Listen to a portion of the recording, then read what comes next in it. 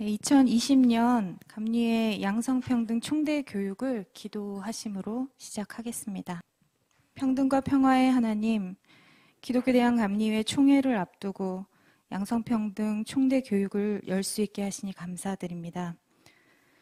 코로나로 인해 대면할 수 없는 가난한 자, 그 어떤 이들도 하나님 앞에서 평등하며 존귀하다는 것을 우리는 믿고 고백합니다. 사랑으로 통치하시는 하나님의 섭리를 온전히 회복하여 안전한 교회가 될 수 있도록 인도하여 주옵소서.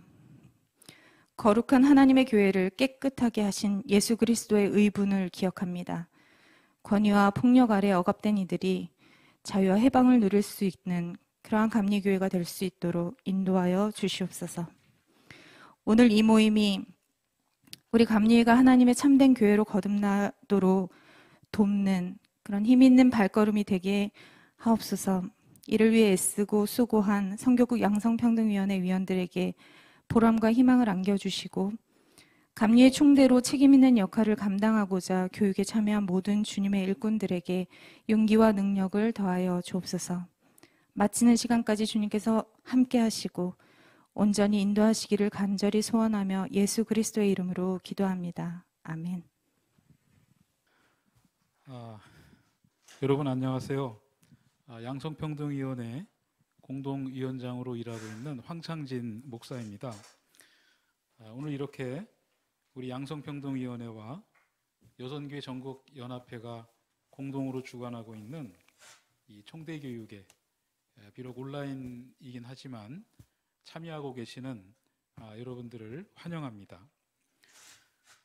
저는 이 총대교육에 세 번째로 이렇게 참여를 하고 있는데요. 여러분들이 참여하고 계시는 이 총대교육은 우리 감리교회의 법과 질서를 보다 합리적으로 만들어 나가는 그런 일을 하는 데에 힘과 마음을 모으는 이제 그런 과정으로서 아주 소중한 모임이다. 이렇게 자부할 수 있겠습니다. 특히 우리 여성 총대 여러분들의 활약은 우리 감리교회의 장정의 자구를 하나 바꿔내는 것으로 변화의 물꼬를 트고 또 큰 변화로 나아갈 수 있도록 이끌어 나가는 그런 역할을 한다고 하는 면에서도 굉장히 소중한 역할을 하고 계시고 또 이 총대 교육도 굉장히 중요하다. 이렇게 저희들이 생각할 수 있겠습니다. 이런 일의 연장에서 한 가지 예를 들면 33회 총회에서 결의돼 가지고 우리 양성평등위원회 산하의 소위원회에서 연구해온 목회자 성윤리와 또 교회 성폭력에 대한 감리교회의 정책과 지침, 이 내용이 이제 감수를 마치고 출판을 목전에 두고 있다라고 하는 것도 우리 총대교육의 연장선에서 나오는 결과물이라고 하는 그런 측면에서 굉장히 소중한 일이다라고 이렇게 말씀드릴 수가 있겠습니다. 이제 오늘 저희들이 총회를 앞두고 총대교육을 진행하면서 두 강의를 이제 듣겠는데요. 첫 번째는 우리 양성평등위원회의 공동위원장으로 수고해주고 계시는 우리 홍보현 목사님께서 교회 성폭력에 대한 기독교 대한 감리회 정책과 지침, 제가 말씀드렸죠. 소위에서 만들어진 이 내용을 강의를 해 주시겠고, 그리고 두 번째 시간으로는 우리 청년의 전국연합회 총무로 일하고 있는 우리 백현빈 총무님께서 청년의 총대를 늘려나가기 위한 세대별 총대 대표의 필요성이라고 하는 제목으로 강의를 진행해 주시겠습니다. 끝까지 잘 참여해 주시고 또 경청해 주셔서 우리 감리교회가 굉장히 어려운 지경을 지금 경험하고 있는데 우리 감리교회의 희망을 만들어 나가는 일에 발걸음을 모아주시는 총대 여러분들이 되어주시기를 부탁을 드립니다. 이제 순서를 홍보현 목사님께 돌려드리면서 인사를 드립니다. 고맙습니다. 네, 안녕하세요. 소개받은 양성평등위원회 홍보현 목사입니다. 34회 그 총회의 총대로서 이렇게 양성평등 관심을 갖고 또 활동해 주시는 총대 여러분을 반갑게 이 온라인으로나마 반갑게 맞으면서 인사를 드립니다. 오늘 제가 맡은 부분은 교회 성폭력에 대한 기독교 대한감리회 정책과 지침에 대한 지금 이제 황창진 목사님 소개하신 그 부분을 그 내용을 좀 소개하는 그런 시간을 갖도록 하겠습니다. 이 정책과 지침은 이제 33회 총회에서 통과가 되었고요. 선교국 양성평등위원회 소위원회에서 2년간 연구해서 이제 34회 이제 이달 말에 있는 총회 때 보고하게 되는 내용들입니다. 이 정책과 지침은 이미 해외 교단들에서는 총회에서 채택해서 실시하고 있는 그러한 지침들입니다. 이 교회 성폭력에 대한 정책을 실행하고 있는 교단들은 캐나다 연합교회, 미국 장로교회, 미 연합감리교회 등의 그 교단들인데요. 이런 교단들에서 시행하고 있는 정책들을 연구 소위에서 연구하고 또 우리 실정에 맞게 이렇게 정리해서 이번에 내게 된 것입니다. 사실 이 정책과 지침을 내게 된 배경은 그동안 감리교회에 크고 작은 목회자 관련한 성폭력 사건들이 있어 왔습니다.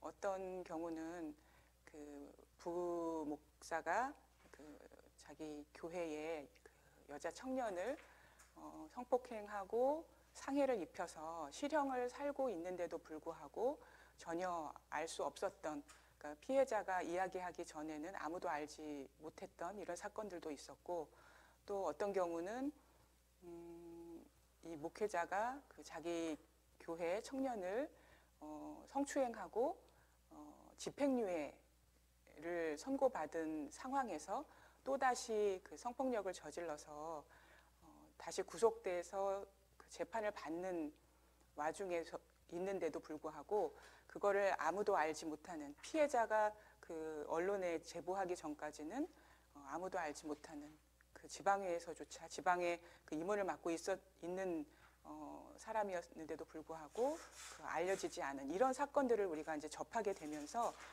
감리교 내에 이 교회 성폭력, 특히 목회자와 관련된 성폭력에 대해서 아무런 그런 처리 과정이나 어떤 조치를 할 수 없는 이런 안타까운 상황들을 이제 연거푸 겪으면서 이런 정책과 지침들이 필요하고 성폭력에 관련한 장정의 어떤 개정 이런 것들이 필요하겠다라는 생각들을 이제 하게 된 것이죠. 그래서 감리교 여성연대에서 이제 이 안건들을 만들고 이제 33회 총회에서 이거를 이제 제안하여 통과를 하게 된 것입니다.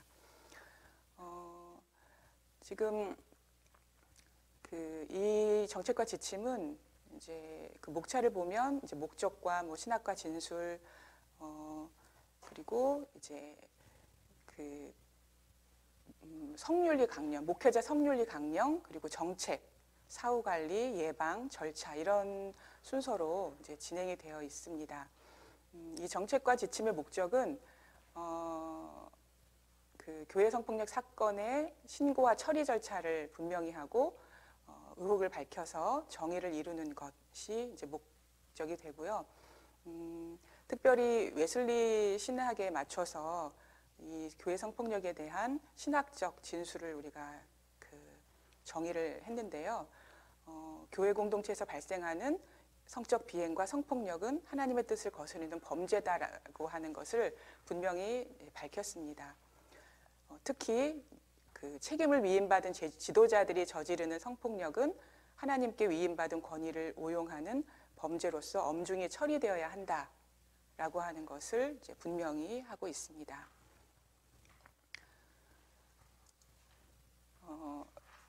특별히 사실은 이제 우리가 감리교 여성 연대에서는 목회자 성윤리 강령에 대해서는 논의된 바가 없었는데요.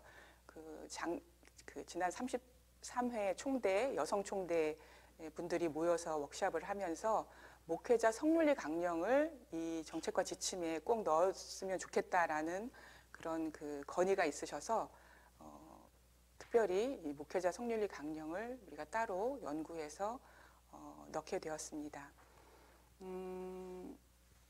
이 성윤리 강령은 5개 조에 21개 항목으로 되어 있는데요. 여기서 이제 다 말씀드리지는 않겠지만 어떤 내용들이 있는지 이렇게 살펴봐 주시면 좋을 것 같습니다. 이 목적이 이제 나와 있고요. 감리회의 목회자에게 올바른 성윤리와 윤리적 판단의 기준을 제공하고자 하는 목적이 있고, 그리고 여성, 장애인, 이주민, 사회적 약자에 대한 차별이나 차별에 근거한 어떤 배제 이런 것들을 하지 않는다라고 하는 평등 추구에 대한 조항들이 있습니다. 그리고 이제 3번째 조에는 이제 성폭력 근절에 대한 내용들이 있어서 교회 성폭력이 범죄다라고 하는 것에 대한 선포, 그래서 이 교회 성폭력을 근절하기 위해서 힘쓰고 노력한다라고 하는 내용들이 포함되어 있습니다. 특별히 성폭력 가해자의 행위를 엄히 처벌해서 진정한 회개와 변화를 촉구한다라고 하는 내용이 들어가 있고요. 그리고 최근에 또 이제 많이 이슈가 된 사이버 성폭력 관련한 내용도 포함되어 있습니다.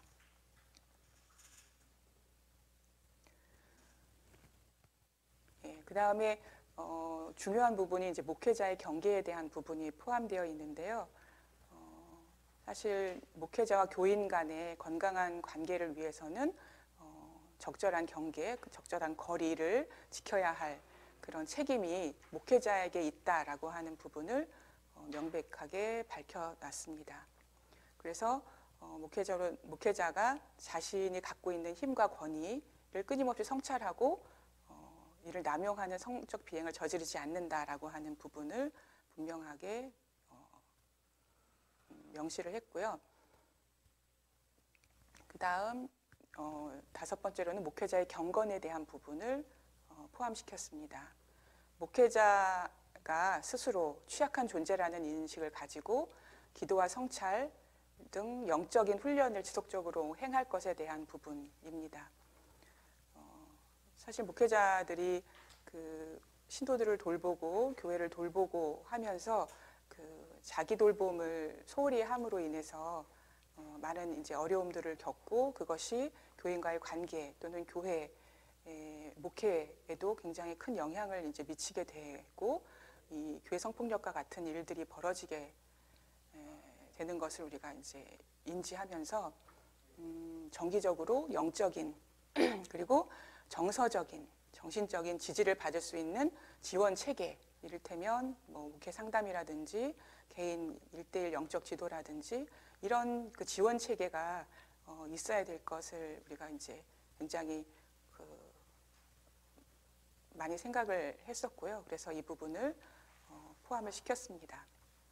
그리고 무엇보다도 성인지 감수성 개발을 위해서 노력하고 정기적으로 교육을 받는 것이 이제 필요한 부분이죠.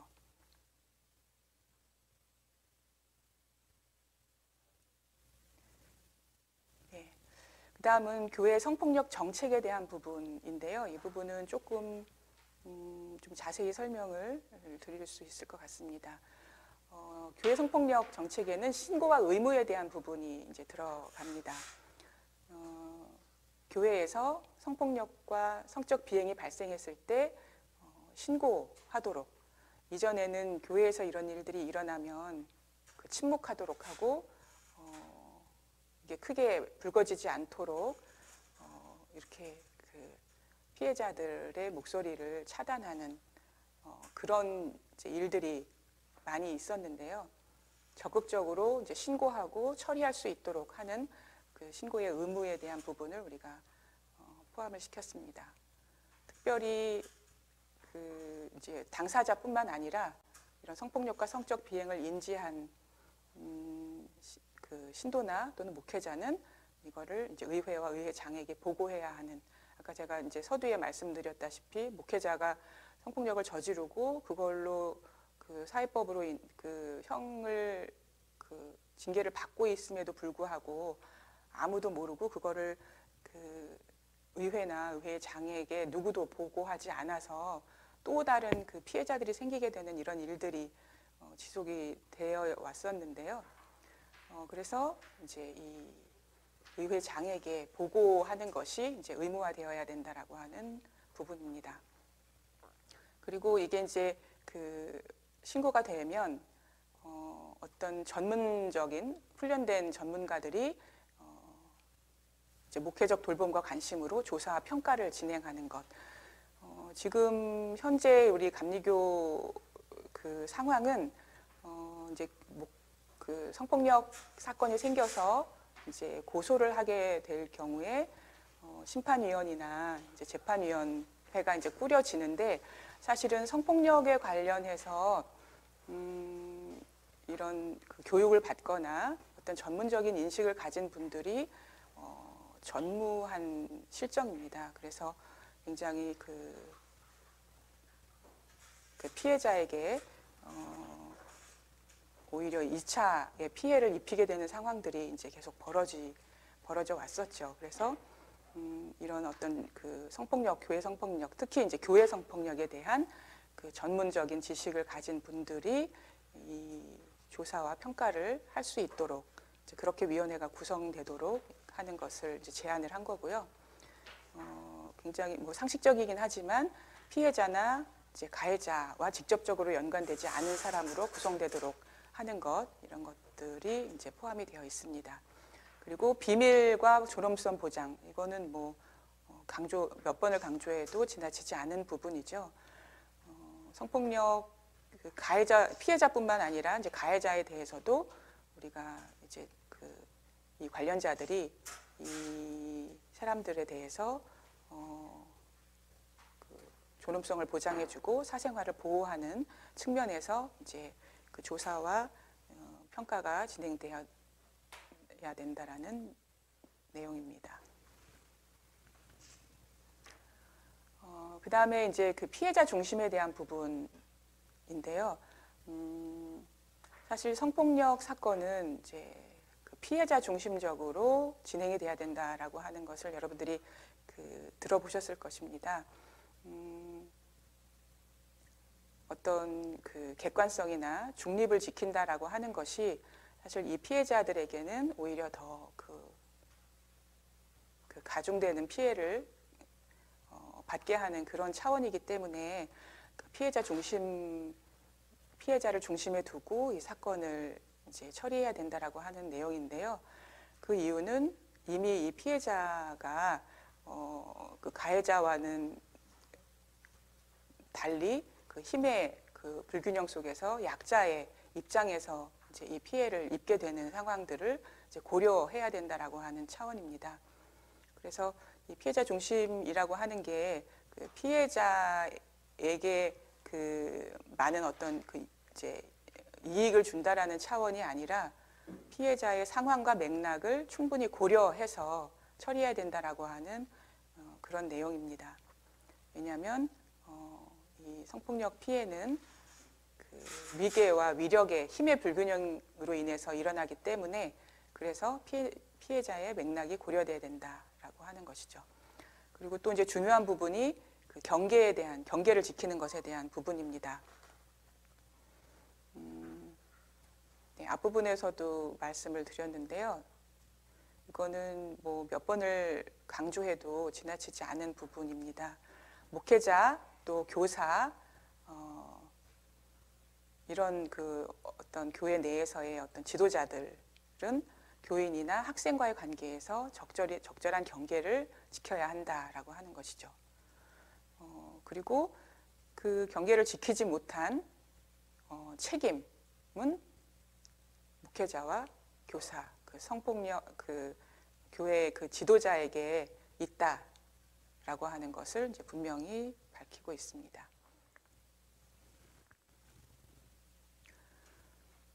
그다음에 이 부분은 좀 의아하게 생각하실 부분도 있을 것 같은데요. 목회적 돌봄 관계에 있는 목회자와 교인의 데이트에 대한 부분입니다.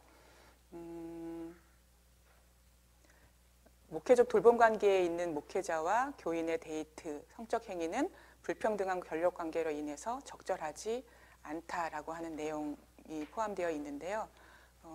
그러니까 미혼의 어떤 목회자라고 할지라도 자기 교회에 있는 그 성도와 어떤 데이트 관계, 연인 관계를 맺는다고 하는 것이 그게 불평등한 권력 관계에서 시작하는 것이기 때문에 적절하지 않다라고 하는 내용입니다.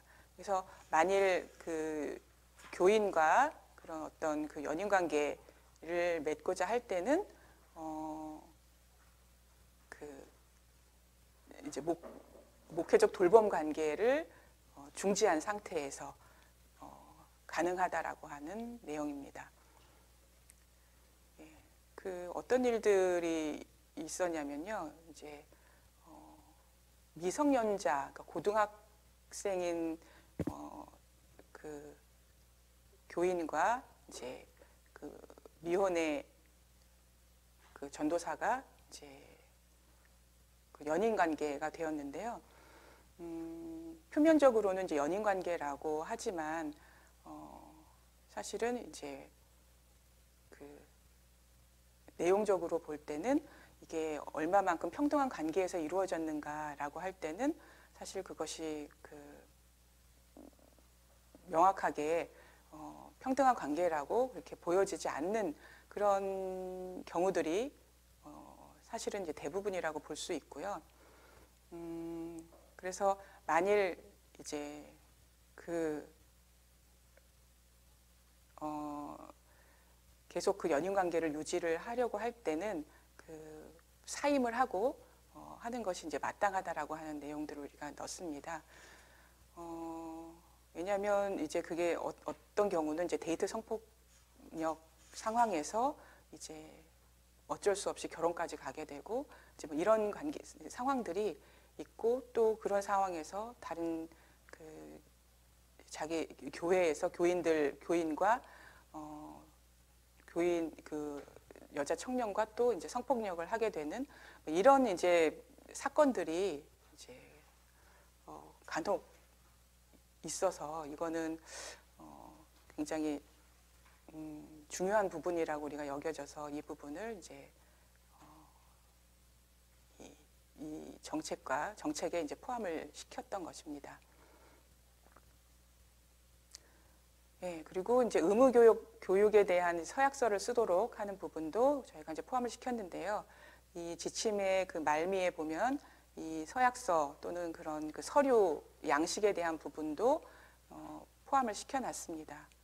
그래서 이제 준회원 진급 과정이라든지 그 정회원이나 장로 연수 과정에서 성폭력 예방 교육이 의무적으로 이제 진행되어야 되고 또 개체 교회에서도 이제 이 교육들이 시행되어야 된다라고 하는 것과 그다음에 청빙하고 임명하고 고용하고 하는 이런 과정 속에서 이제 그 고용되는 사람들, 이제 청빙되는 사람들에 대한 그 성폭력 예방 교육을 이수하고 지침을 지키겠다고 하는 서약서를 받아서 보관하는 이제 이런 그 정책들이 그 필요하다라고 하는 것입니다. 그리고 미성년자와 취약한 이들에 대한 보호에 대한 부분도 있는데요. 특히 이제 미성년자나 장애인 이런 분들과 접촉하는 목회자, 또 평신도 지도자, 교회학교 교사, 자원봉사자 이런 분들은 성적 비행이나 교회 성폭력에 대한 어린 성학대 예방에 대한 교육 과정을 반드시 이수하고 또 이런 어떤 그 범죄 사실이 없다라고 하는 것을 증명하는 이제 이런 부분들도 이제 포함을 시켜놨습니다.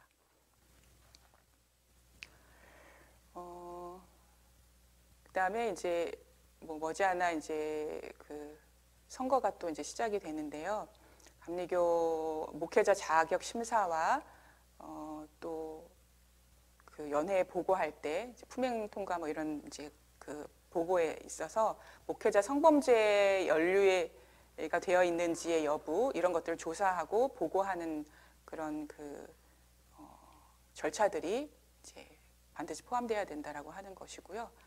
감리사나 감독이나 감독회장 후보 등록에도 이제 교육을 성폭력 예방 교육을 참여했는지 또는 성범죄에 관련한 혐의가 있는지 이런 것들이 보고되고 그런 것들이 그 서류로 제출돼야 되도록 한다고 하는 이제 그런 부분을 명시를 했습니다.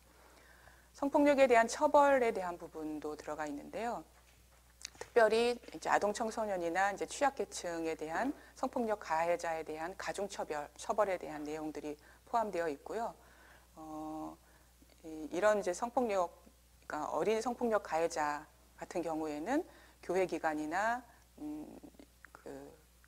그런 곳에서 사역하거나 프로그램에조차도 참여하지 못하도록 이렇게 이제 해야 된다라고 하는 부분입니다. 그리고 실은 지금 우리 이제 감리교 교리와 장정에는 성범죄에 대한 성폭력에 대한 범과 내용이 없습니다. 그래서 이제 최근에 그 성추행에 대한 성추행 이제 가해에 대한 가해자를 이제 고소를 해서 재판이 진행된 경우가 있었는데요. 장정에는 이제 그 부적절한 성관계라고만 이렇게 표시가 되어 있고 성폭력 범과가 구체적으로 명시되어 있지 않기 때문에 그 성추행은 부적절한 성관계에 포함되지 않는다라고 하는 이유로 그 무혐의 처분을 받은 그런 경우가 있었어요. 그래서 이제 그 성폭력 관련한 그런 그 교리와 장정에 이제 그런 성폭력 관련한 법을 제정해야 된다라고 하는 게 이제 중요한 부분이 되고요. 그래서 이 그러니까 성폭행 또는 성추행, 성희롱 뿐만 아니라 이제 성매수 또는 이제 불륜 이제 이런 부분들에 대해서 그런 이걸 이제 구체적으로 그 경중에 따라서 그 각각 다른 처벌을 이제 받을 수 있도록 구체화해야 된다라고 하는 부분이 들어가 있는 것이고요. 뿐만 아니라 이제 성폭력이나 성적 비행에 대해서 이제 무고로 거짓 혐의를 씌운 사람에 대한 징계에 대한 부분도 이제 포함이 되어 있습니다. 그다음에 이제 예방 및 사후 관리에 대한 부분이 포함되어 있는데요. 조금 전에 말씀드린 것처럼 그 교리와 장정에 교회 성폭력에 대한 그런 특별법을 제정할 것에 대한 제안을 자세하게 포함을 시켜 놓았습니다. 범과의 종류라든지 재판 과정에 있어서의 어떤 특수성이라든지 징계 수위라든지 또 이 성폭력 피해자를 재판이나 그 조사 중에 어떻게 보호해야 할지에 대한 부분을 포함해서 이제 장정을 바꿔야 된다라고 하는 부분입니다. 그리고 그 성폭력 예방 교육을 실시하는 것과 그리고 감리의 성폭력 예방 지침서를 활용하는 부분에 대해서도 포함이 되어 있는데요. 지금 현재는 그 준회원 진급 과정에서 각 연회마다 성폭력 예방 교육을 실시하도록 그렇게 우리가 이제 의무화 되어 있고요. 정회원 연수 과정에서도 지금 현재 성폭력 예방 교육을 실시하고 있습니다. 장로 연수 과정도 지금 그렇게 진행되어야 된다라고 저희가 이제 하고 지금 추진을 하고 있고요. 뿐만 아니라 이제 교회와 그 교회 기관 그리고 신학대학교, 신학교에 청빙 예정되어 있는 목회자나 직원이나 이제 교수에 대한 의무 교육도 이제 실행되어야 된다라고 하는 부분이 포함되어 있습니다.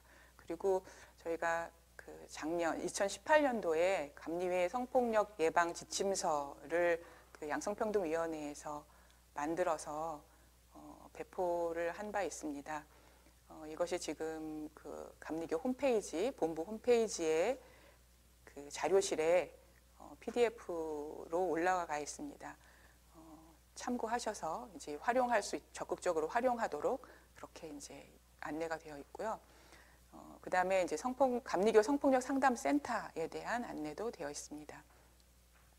우리가 2019년부터 감리의 성폭력 상담센터를 만들어서 운영을 하고 있습니다. 지금 현재는 지금 아무런 이제 본부의 예산이 없는 상황이라 이제 후원을 이제 받아가면서 지금 운영을 하고 있는데요.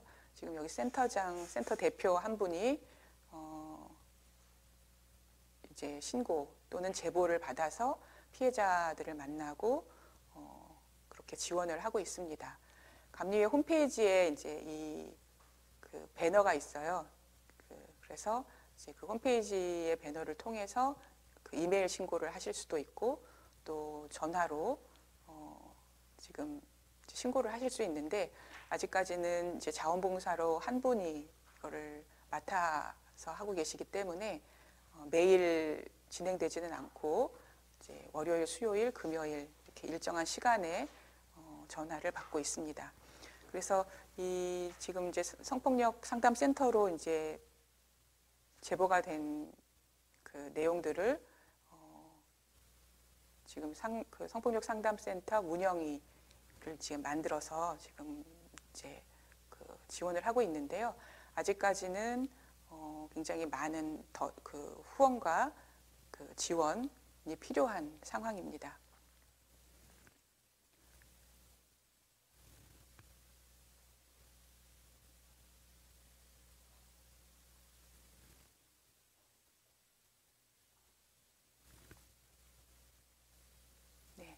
그다음에 사후 관리와 징계에 대한 부분인데요. 성폭력이 이제 그 사건이 일어나고 그리고 이제 그 이후에 어떻게 이제 처리하는가에 대한 부분입니다. 그러니까 성폭력 사건이 일어났을 때 가장 중요한 것은 이제 피해자를 보호하고 비밀을 유지하는 것이 필요하죠. 그래서 피해자를 보호하고 비밀을 유지한다고 하면서 사실은 그 오히려 이제 그 사건이 오히려 잘못 이렇게 소문처럼 루머로 퍼지게 돼서 피해자를 더 힘들게 하는 그런 사건들도 이제 간혹 보게 되는데요. 철저하게 이제 그 피해자 보호를 위해서 그 힘을 써야 할 필요가 이제 있어서 이 부분에 대해서 이제 자세하게 들어가 있고요. 그리고 이제 당연히 이제 그 피해자가 받은 정신적인 또는 심리적인 또는 육체적인 그런 그 피해에 대해서 치유하고 지원하는 부분이 이제 굉장히 필요하고, 그다음에 사실 이제 이 교회 성폭력이라고 하는 게 교회 안에서, 교회 공동체 안에서 일어나고 피해자도 교회 공동체 멤버고 가해자도 교회 공동체 멤버인 이런 상황에서 이 교회 성폭력이 일어나면 그 공동체가 굉장히 많이 힘들어지는 그런 상황들이 벌어지고요. 대개의 경우 이렇게 교회가 이렇게 양분되는 그런 이제 안타까운 일들이 굉장히 많이 벌어지기 때문에, 그리고 더군다나 이제 이 목회자에 의해서 성폭력이 벌어지는 경우에는 많은 이제 신자들이 그 피해자, 가해자와 연관되는 사람들뿐만 아니라 많은 교회 전체가 이제 굉장히 힘들어지는 경우들이 생기기 때문에 공동체를 치유하는, 교회 공동체를 치유하는 과정들이 굉장히 필요합니다. 그냥 가해자 한 사람 뭐 징계받고 그냥 넘어가는 그런 수준으로는 이 교회가 그 상처를 치유할 수 없기 때문에 이 공동체 치유에 대한 부분을 굉장히 신경을 써야 할 부분이라고 생각이 듭니다. 그리고 뿐만 아니라 이제 가해자에 대한 징계와 교육, 그러니까 적절하게 처벌을 받는 것이 오히려 가해자에게도 가해자가 자신의 잘못을 받아들이고 회개하고 다시 교회로 돌아올 수 있도록 하는 굉장히 중요한 부분이라고 생각이 들어서요. 가해자에 대한 징계, 올바른 징계 그리고 교육은 반드시 이제 필요하다고 생각이 듭니다. 그리고 이제 재발 방지 대책들을 수립을 하는 거죠. 재발 방지를 위해서 전교인 성폭력 예방 교육을 실시한다거나 또는 교회 내에 어떤 성폭력 대책위원회라든지 또는 무슨 성평등위원회라든지 이런 기구들을 만들어서 재발 방지를 할 수 있도록 애쓰는 것 이런 것들이 굉장히 필요한 부분이라고 생각이 듭니다.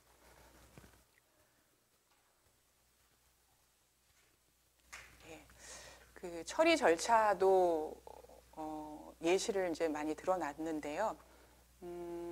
지금 현재 우리 이제 감리교회의 그 성폭력 사건의 처리 절차는 목회자인 경우에 이제 아까 소개했던 감리회 성폭력 상담센터에 제보를 하거나 신고를 해서 처리되도록 그렇게 지금은 되어 있습니다. 아직 이제 이 감리회 성폭력 상담센터에 대한 그런 홍보가 아직 충분치가 않아서 이제 많이들 모르셔서 이제 아직까지는 그렇게 많은 그 제보가 지금 들어오고 있지는 않은데요. 지금 저희가 이제 작년부터 운영을 해서 지금 한 4-5건 정도의 그런 그 사건들을 이제 처리를 해오고 있고요. 이 상담센터로 이제 제보가 들어오면 지금 이제 그 몇 분의 이제 운영위원들이 모여서 이제 이것을 어떻게 처리를 할 것인지, 이를테면 이제 고소를 하도록 할 건지, 아니면 그 사회법으로 고소하게 할 건지, 또는 그 일반 그 성폭력 상담 전문 상담 센터에 연계를 할 건지, 뭐 이런 등등을 이제 의논을 해서 이제 피해자와 함께 피해자가 원하는 바를 듣고 그렇게 이제 처리를 하고 있습니다. 저희가 그 지난 입법위에 때 그 성폭력 대책위원회를 구성할 것에 대한 그 제안을 했었는데요. 그때 그 충분히 그게 그 구체적인 어떤 그런 구성이나 운영에 대한 부분이 통과가 되지를 못했어서 지금 다시 이제 이것을 구성하고 있는데, 만일 성폭력 대책위원회가 이제 본부특별위원회로 그 적절한 그런 내용으로 구성되고 이제 운영되도록 그 이제 교류와 장정에 이제 실리게 되면 이 성폭력 상담센터가 이제 성폭력 대책위원회에서 운영하는 이제 그런 곳으로 이렇게 이제 하려고 지금 하고 있거든요. 그래서 만약에 성폭력 대책위원회가 구성이 되면 처리 절차가 이제 또 새롭게 이렇게 구성이 될 것으로 생각이 됩니다.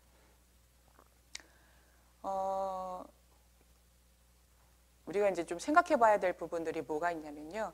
사실 개체교회에서 성폭력이 일어났을 때 우리가 그동안 이제 어떻게 대처해 왔는지, 앞으로는 또 어떻게 대처할 것인지, 이런 부분들을 사실 그동안은 생각을 안 하죠. 뭐 생각하고 싶지도 않은 일이기 때문에 사실 이제 그동안은 아무런 어떤 그 예방이나 예비 지식 없이 이제 지내왔는데요. 실제로 이런 일들이 일어나는데, 그동안은 제가 이제 계속 그동안 말씀드렸던 부분은 이제 목회자 관련한 부분들이 이제 주를 이뤘다고 한다면, 사실 이제 목회자 관련한 성폭력, 목회자가 가해자가 되는 성폭력인 경우에 교회가 굉장히 많은 어려움을 겪고 또 많은 피해자들이 생기고 이제 그래서 교회 자체가 어려워지는 이런 일들이 벌어져서 굉장히 이제 그리고 이제 처리도 쉽지가 않고, 이래서 그걸 굉장히 중심적으로 말씀을 이제 드리게 되는데, 사실 목회자에 의해서만 벌어지는 것은 아니죠. 교회에서 신도와 신도 간에도 성폭력이 일어날 수 있고, 신도와 신도간, 그러니까 이를테면 뭐 주일학교에서도 일어날 수 있고, 주일학교에서 이제 상급생이 이제 하급 어린 이제 동생들에 대해서 성폭력을 하기도 하고, 성추행 뭐 이런 일들이 간혹 벌어지죠. 미성년자와 성인, 뭐 주일학교 교사가 이제 뭐 주일학교 학생들 또는 성인과 성인 이제 이런 일들이 교회 안에서 이제 벌어지게 되는데, 그때 그러면은 이거를 어떻게 처리할 것인가, 이런 부분들이 굉장히 지금 난감한 상황이죠. 그래서 저 최근에 이제 제가 들었던 어떤 이제 교회에서도 요즘은 사실은 이제 성폭력 그러면 우리가 이제 어떤 성폭행, 강간이나 강제추행이나 뭐 이런 것으로 생각하지만 성희롱 사건들도 굉장히 많이 일어나잖아요. 근데 예전 같으면 이런 성희롱 뭐 이렇게 그 말로 이제 하는 언어희롱이라든지 뭐 슬쩍 만진다든지 뭐 이런 것들에 대해서는 그냥 참고 넘어가고 그래 왔었죠, 피해자들이. 근데 최근에는 이게 이제 성인지 감수성이 그 많이 이제 풍부해지고 또 이 미투 이후로 많이들 이제 그 의식이 깨어서 피해자들이 이거를 그냥 참지 않고 그걸 이제 그 문제 제기를 하는 경우들이 굉장히 많이 늘어나고 있어요. 그래서 이제 어떤 교회에서 그 이제 성도 간에 이제 성희롱 사건이 벌어졌는데, 이거를 이제 그 문제 제기를 이제 피해자가 했는데 이제 담임 목회자가 이거를 적절하게 처리를 하지를 못해서 피해자도 가해자도 다 교회를 떠나게 되는 이런 일들이 이제 벌어지게 되기도 하고, 예, 그래서 사실 이제 이런 신도 간의 성폭력이 일어났을 때 교회 지도자나 이제 담임 목회자들이 어떻게 이거를 그 피해자 중심적으로 또는 교회가 덜 상처받는 방식으로 처리할 수 있을 것인가, 이게 굉장히 중요한 부분으로 지금 떠오르는 이슈라고 생각이 듭니다. 그래서 이런 것들을 이제 생각해 보시고 이런 부분들에 대해서 이제 생각해 보실 수 있는 내용들이 이제 이 정책화 지침 안에 들어가 있습니다. 그리고 신도와 목회자와의 그런 성폭력, 제가 이제 계속 말씀드렸던 그런 부분들이고요. 근데 이게 또 이제 사실 이 성폭력이라고 하는 것이 이 힘의 불균형의 부분이라고 말씀을 드렸잖아요. 그래서 사실 이 신도와 목회자인 경우에 남성 목회자와 여성 신도 이제 이런 구도로 보통 이제 성폭력이 일어나게 되는데, 최근에 제가 이제 제보를 받았던 경우에는 남성 신도와 여성 부교육자, 예, 그러니까 그러니까 가해자가 남성 신도고 피해자가 여성 부교육자인 이런 일들이 이제 생기게 되는 거죠. 그러니까 이제 젊은 이제 여성 전도사님이라든지 여성 부목사님들이 이제 그 피해자가 되는 사례도 이제 발생이 된다고 하는 것. 이제 이랬을 때 이제 담임 목회자는 어떻게 이거를 또 처리할 수 있을 것인가, 이런 게 또 굉장히 그 중요한 부분으로 또 대두가 되는 것 같습니다. 그리고 이제 목회자와 목회자 간에 이런 사건들이 일어나기도 하고, 담임 목회자와 부교역자와의 관계에서 뭐 흔히 일어날 수 있고요. 그리고 부교역자 간에도 이제 일어날 수 있죠. 이런 경우에 또 어떤 경우는 이제 힘의 불균형을 이제 명확하게 이제 가질 수 없는 동료 부교역자인 경우에 이게 어떻게 보면은 이제 부적절한 관계, 보통 우리가 흔히 불륜이라고 보는 그런 부적절한 관계인지 성폭력인지 이거를 또 구분하는 게 쉽지 않은 그런 상황들이 또 벌어질 수 있거든요.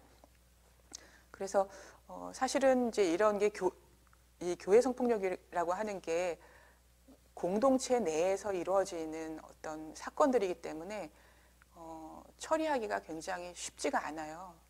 이게 다 그 교회 구성원 간에 이제 벌어지는 일이기 때문에 그래서 그 자칫 잘못하면 그 피해자와 가해자뿐만 아니라 더 많은 사람들이 그 그 상처를 받게 되는 상황들이 벌어지기 때문에 굉장히 지혜롭게 또 정의롭게 이게 처리돼야 된다라고 하는 부분에서 우리가 이제 그 사후에 어떻게 처리할까도 굉장히 중요하지만 그 이전에 어떤 예방하고 하는 부분도 굉장히 중요하다라고 하는 부분입니다. 그래서 개체교회에서 이런 일들이 일어났을 때 그 담임 목사님 혼자 이거를 하다가 오히려 그 가해자에게가 아니라 담임 목사님한테 상처받고 떠나는 이런 이제 일들이 벌어지지 않도록 하기 위해서 그 사건 처리 위원회 같은 것들을 이제 구성을 한다거나 또는 사건이 생기고 나서 뭐 구성을 하게 한다기보다 그 이전에 어떤 성평등위원회라든지 성정의위원회 이런 이름으로 이 성인지 관련된 성폭력 관련된 내용들을 다루는 위원회를 이제 구성해서 운영하는 것 이런 것들이 굉장히 필요하지 않을까 이제 이런 생각이 들고요.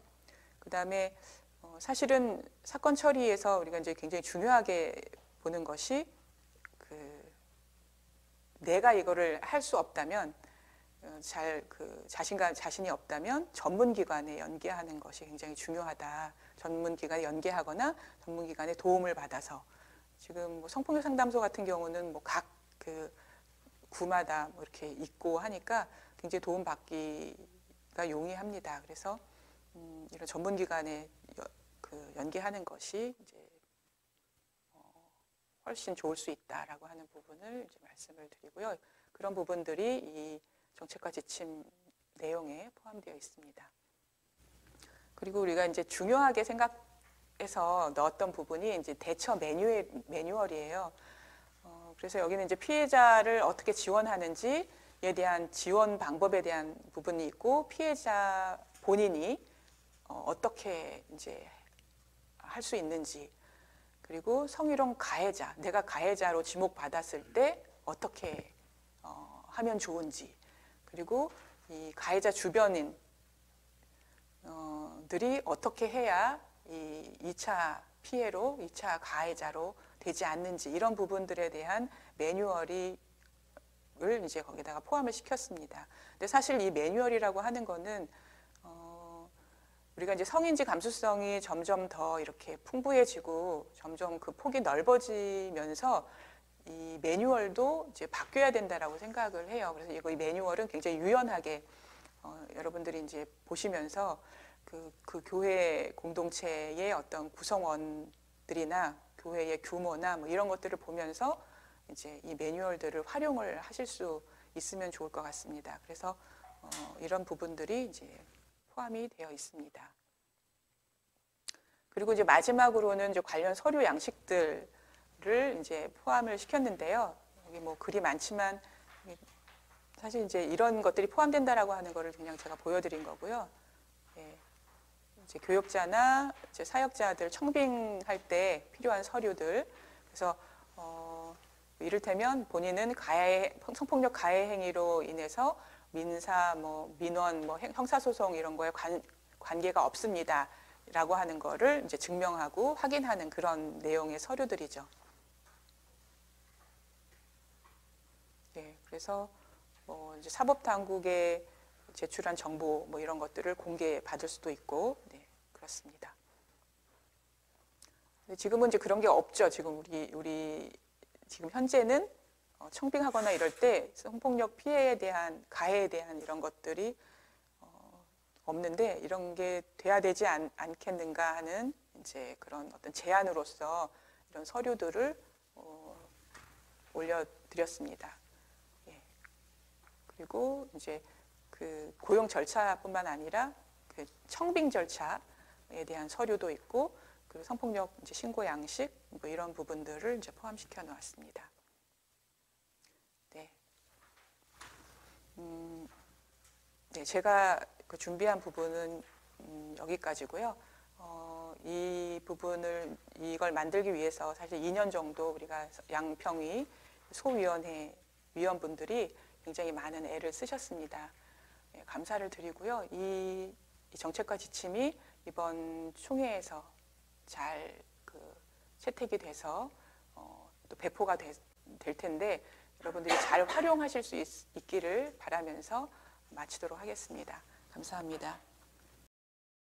안녕하십니까. 저는 지금 감리교 청년의 정임연합회에서 총무로 일하고 있는 백현빈이라고 합니다. 제가 오늘 이 자리에서 이야기를 하게 된 이유는 청년의 총대를 늘려나가기 위한 세대별 총대 대표의 필요성에 대해서 말씀드리기 위해서 올라왔는데요. 제가 감청에서 일하기 시작한 지는 이제 올해로 4년이 됐습니다. 저희 감청은 4년 전에도 그리고 지금도 끝없이 청년 총대의 증가와 세대별 대표의 확대를 위해서 노력하고 있습니다. 그러나 현재까지 여성 총대 15% 그리고 50세 미만 총대 15%만 이루어졌을 뿐 청년 총대의 확대와 세대별 총대의 확대는 이루어지지 않고 있습니다. 올해는 코로나19라는 신종 바이러스로 인해서 모든 행사들이 취소되거나 축소되고 있습니다. 그리고 이것은 현재 진행형입니다. 그래서 저희도 오늘 온라인으로 이렇게 만나고 있지요. 모든 산업과 생활이 타격을 받았지만 개인적으로 가장 크게 타격을 받은 것은 교회라고 생각합니다. 오프라인으로 예배를 드리지 못하는 것도 타격이 있겠지만 그것보다 더 크게 받은 것은 교회에 대한 사회적 신뢰가 붕괴된 것이라고 생각합니다. 방역에 협조하지 않고 일방적이고 고집스러운 형태, 그런 행태는 사람들의 마음에 불안을 심어주기 충분했던 것 같습니다. 실제로 많은 청년들은 직장에서 교회 다니는 사람은 당분간 회사에 출근하지 말아라는 불호령을 듣고 있습니다.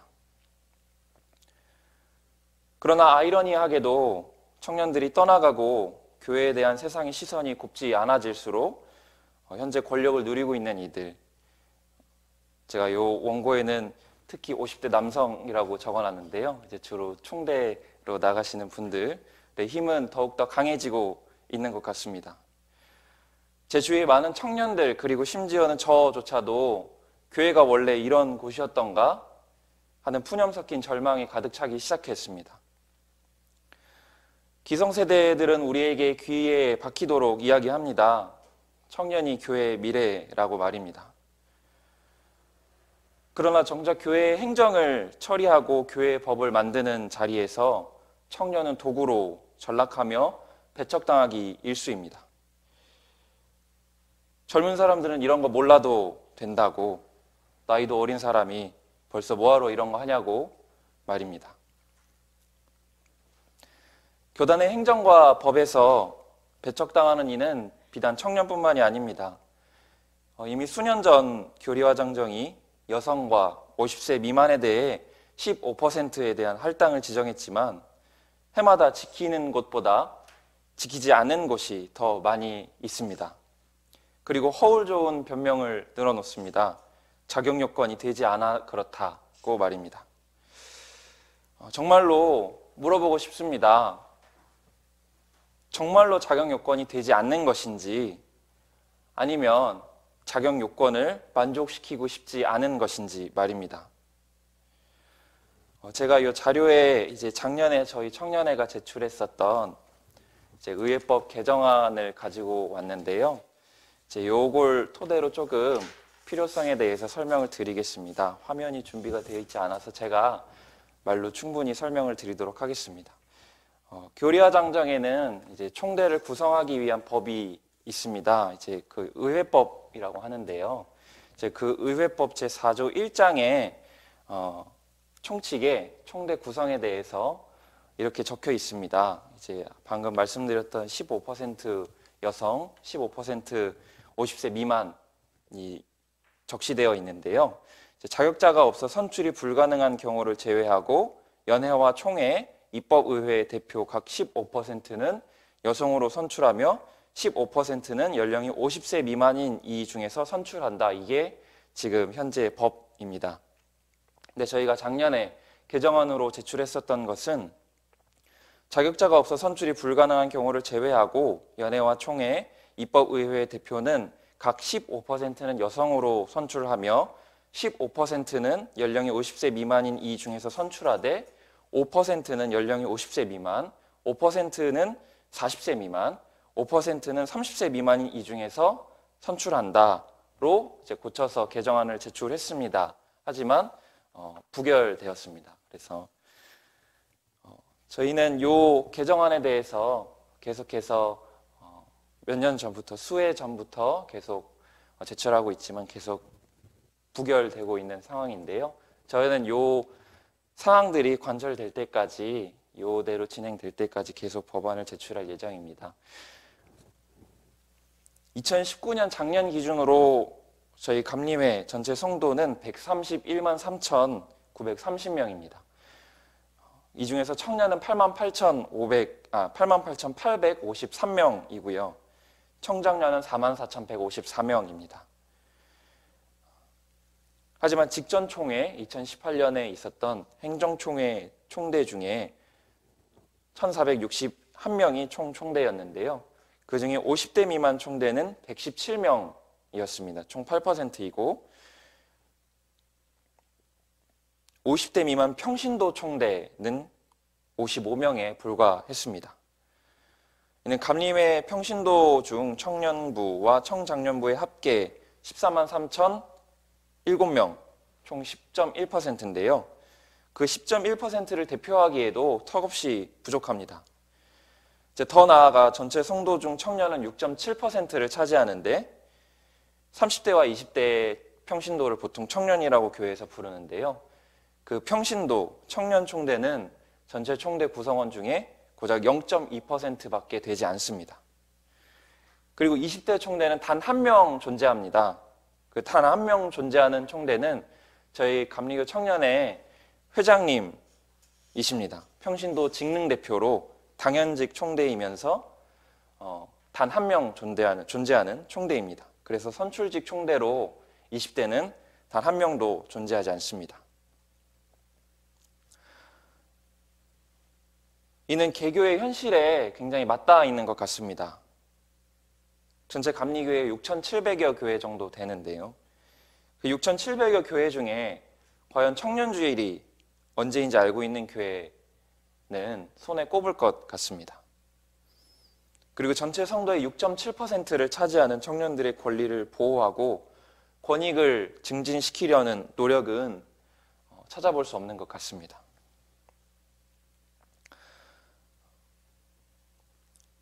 아마도 올해 행정총회에서도 똑같이 50세 미만 그리고 15% 여성 할당은 지켜지지 않을 것 같습니다. 그리고 온라인 총회로 더더욱 열린 총회를 기대했지만 더더욱 닫힌 총회가 될지도 모르겠습니다. 지금 한국교회는 총체적인 위기 상황이라고 생각합니다. 사회적 신뢰를 잃어가고 점점 더 많은 사람들이 떠나가는 이 감리교회, 쓰러져가는 교회, 흔들리는 교회를 다시 세우기 위해서는 이렇게 정치되어 있는 권력을 밑으로 흐르게 해야 한다고 생각합니다. 50세 이상 남성에게 집중되어 있는 권력을 청년과 여성에게로 흘려보내야 합니다. 이러한 과감한 개혁을 실행하지 못한다면, 그 권력을 놓지 못한다면 한국교회는 무너질 것입니다. 한국교회는 머지않아 책 속의 글귀로만 남게 될지도 모르겠습니다. 이 교육을 듣고 계신 총대 여러분, 여성 총대 여러분, 저희 청년회도 언제나 함께하고 있습니다. 그리고 총대 여러분들도 저희와 함께 해주시면 감사할 것 같습니다. 앞으로도 더욱 평등하고 또 평화로운 감리교회를 위해서 함께 달려나갔으면 좋겠습니다. 감사합니다. 네, 우리 두 분께서 아주 강의를 잘 해주셔서 아주 감사하게 생각을 합니다. 강의 내용을 잘 염두에 두셔서 특별히 우리 감리교 총대 여러분들은 총회에 임하시면서 함께한 내용을 잘 반영될 수 있도록 그렇게 노력해 주시기를 부탁을 드립니다. 이 시간에는 우리 양성평등위원회는 선교국 산하위원회인데요. 이제 우리 이 시간을 기억해 주시고 우리 선교국 총무님이신 오일령 총무님께서 오셨습니다. 잠시 나오셔서 인사 말씀 해주시겠습니다. 네. 안녕하세요. 기독교대한 감리의 선교국 총무 오일령 목사입니다. 제가 시작할 때 인사드렸어야 되는데 약간 늦었습니다. 그래서 조금 늦게 인사드리게 됐는데 이 귀한 교육에 참여해 주신 여러분 모두에게 주님의 은혜와 평강이 함께 하시기를 바랍니다. 또 이 일을 위해서 수고하시는 우리 홍보연 목사님, 또 백현빈 청년 총무님 감사드리고요. 또 위원장이신 황창진 목사님, 또 최소영 목사님, 또 보이지 않게 수고한 모든 손길 위에 하나님의 은혜와 평강이 함께 하시기를 바랍니다. 세상은 나쁜 일을 하는 사람 때문에 문제지만 그 나쁜 일을 하는 사람을 보고도 그냥 있는 사람들 때문에 더 나빠진다 하는 말이 있습니다. 그렇습니다. 우리가 하는 이 모든 일은 하나님의 나라를 건강하게 바로 세워가는 일이라고 생각합니다. 아무쪼록 이 교육에 참여한 여러분 모두들 또 수고하시는 모든 분들에게 하나님의 은혜와 평강이 함께 하시기를 바라면서 인사를 대신하겠습니다. 감사합니다. 마지막으로 알리는 말씀 드립니다. 코로나19로 인해서 직접 만나서 총대들이 워크숍을 통해서 우리들의 의견을 모아내는 작업을 이제까지 해왔었는데 그 작업을 못해서 너무 아쉽습니다.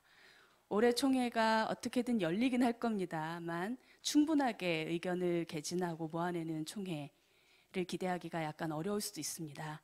그럼에도 불구하고 총회와 기독교대한 감리의 총회와 양성평등 정책에 대해서 관심을 가지고 끝까지 시청해 주신 여러분께 감사를 드리고요.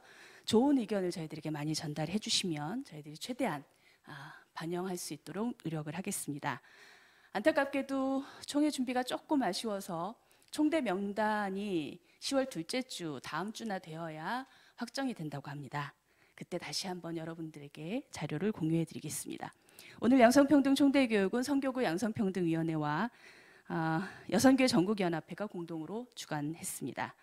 감리교 전국 여교육제회와 서울연회 여선교회 연합회에서 후원해 주셨고요. 오늘 유튜브 방송은 마포은혜교회 송신일 목사님께서 도와주셨습니다. 고맙습니다. 강연에도 있었듯이 감리교 성폭력 상담센터에서 전화 상담을 받습니다. 전화는 02-399-2036이고요.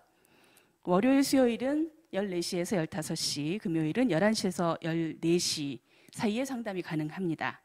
온라인으로 신고하실 분들은 감리 홈페이지 제일 밑에 보면 성폭력 신고 버튼이 있습니다. 그걸 클릭을 하시면 신고 서식 다운받아서 작성하셔서 온라인으로 이메일로 상담 신청을 하실 수 있습니다. 주변에 알려주시기 바라고요.